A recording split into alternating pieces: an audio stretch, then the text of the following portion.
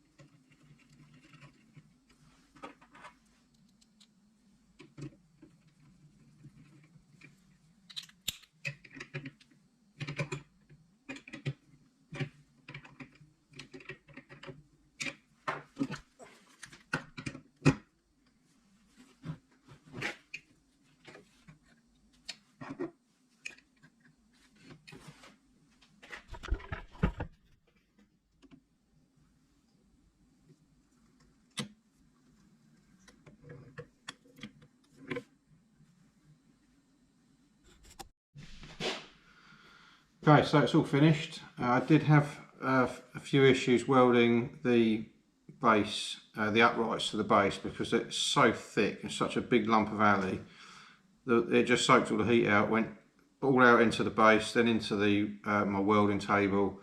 I was maxed out on the welder. It was 200 amps and it was still not hot enough. So had I had a test piece before, I would have kind of found that out and maybe preheated it with a gas torch or something just to warm the whole thing up first. So I did struggle. I mean, it's welded, it's strong, but it's not the prettiest. But yeah, I've had to put a piece of metal strap along the back, which I've screwed to the base, just because obviously these magnetic holders wouldn't magnetise the aluminium, so that's what I've done that for.